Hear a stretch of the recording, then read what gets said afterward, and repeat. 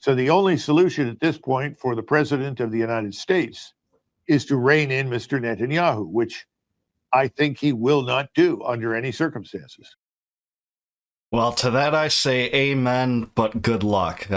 Miriam Adelson, the pro-Israeli donor, gave Trump $100 million for his campaign, and Trump's filled his cabinet with the most zealous pro-Israel people imaginable, like Marco Rubio and Mike Waltz and Mike Huckabee and Elise Stefanik. So Douglas Macgregor talks about the only solution to peace in the Middle East here and the threat of a regional war breaking out, much like maybe the Yom Kippur War of 1973 or the Six-Day War in 1967. So I wanted to listen to it and react. Let's check it out. Not too long ago, you warned about the likelihood of a regional war in the Middle East. Do you still have that view, Colonel? Oh, absolutely. And by the way, just to backtrack a little bit, if we do not act in a more sober and realistic manner towards Moscow, the war in Ukraine could also unravel in Eastern Europe.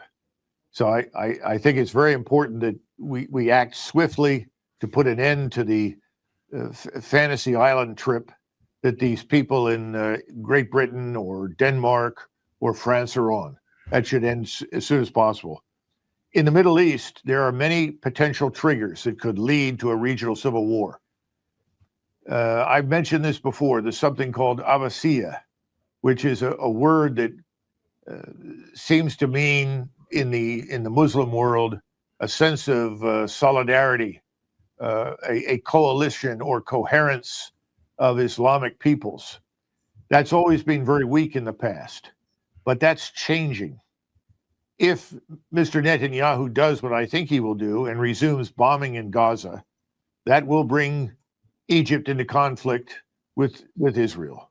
When that happens, all bets are off. The entire region is going to gear up and go to war with Israel in some form or another. And that's essentially what sparked regional wars in the past in Israel. So it may not happen in the first 24 hours, but it will spread. The same thing is true in southern Syria.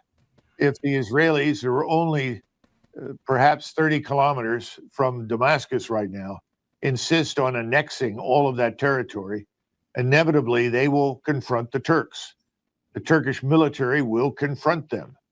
That's not going to be tolerated. Damascus is one of the great cities of Islam. The idea of the Israelis marching into it is anathema to every Muslim. They've already lost Jerusalem. Cairo is the other great city, and then Damascus in the modern world.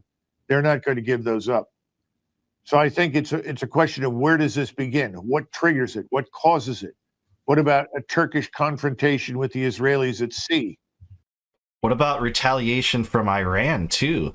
The Israeli lobby wants anything they can do to get the U.S. embroiled in that. And Iranian reaction would be really horrific for Israel as well. I don't know. And then, of course, there is Iran. And Iran has pledged support to Egypt, as has Saudi Arabia.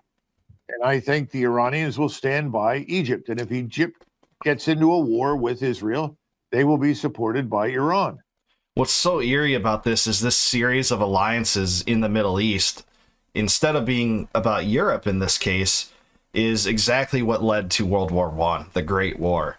And it's hard to argue that some of these dynamics aren't to be dreaded in the most fearful way.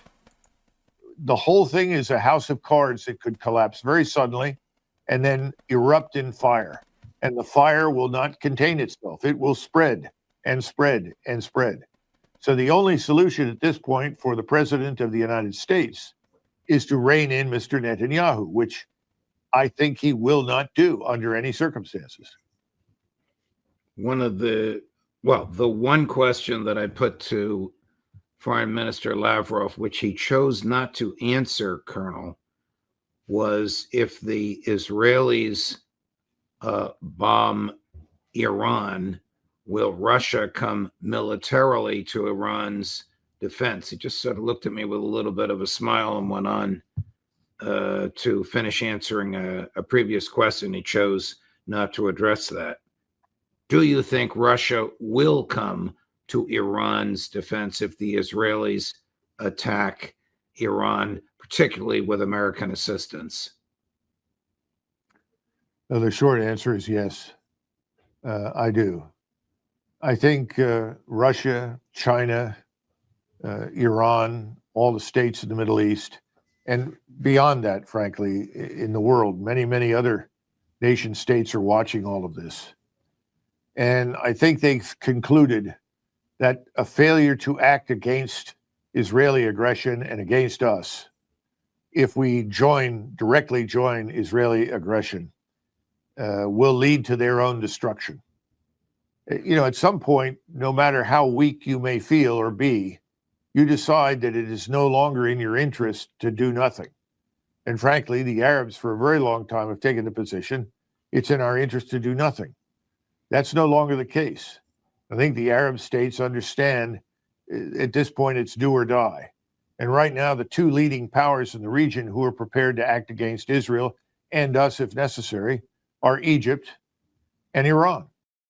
And if the US and Israel acts against Iran and Russia responds with counter-military measures, who at that point could deny that a new Cold War has been revived with Russia? Because a lot of people have argued that, well, Ukraine's just kind of this isolated pocket of resistance where it's a proxy of the US, but that's only kind of an isolated thing that isn't in relation to the rest of the world. But no one could deny it at that point, and that would be totally disastrous.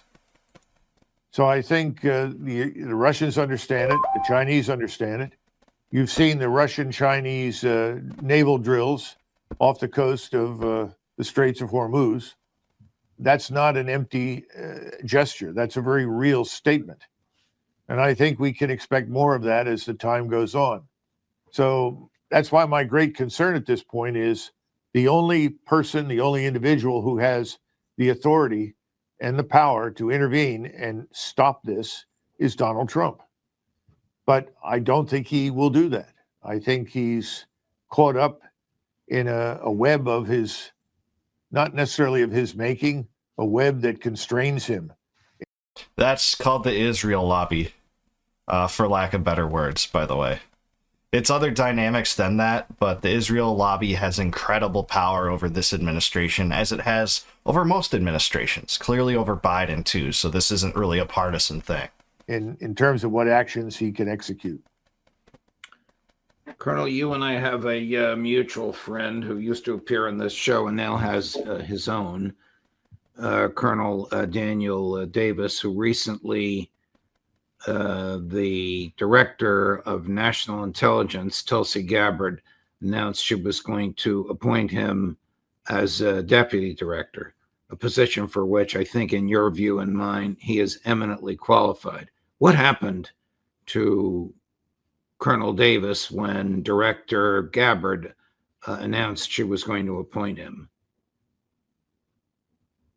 I think a number of things happened. Keep in mind that whether you like or dislike Dan Davis, I happen to like him. This is someone who is always scrupulously honest in all of his dealings. This is a person who absolutely rejects deceit and is a man of complete integrity. In addition to that, he has great courage, not just physical courage on the battlefield, which he demonstrated back in 1991 because I was able to see it. He also has moral courage. He's willing to stand up to those who are doing things that he thinks are wrong. What he's done that has deeply offended the people that control Washington is that he has said he cannot support what the Israelis are doing in Gaza, that Amen. This is inhumane, and it is beyond the pale for him as an American and as a Christian to support this. So because of just that stance alone, no matter what other positions that Davis has, he's going to get raked over the coals for it. He's going to be called an anti-Semite. He's going to be called a Jew hater. And that's just the bottom line. That's unacceptable today in Washington, D.C. Yeah.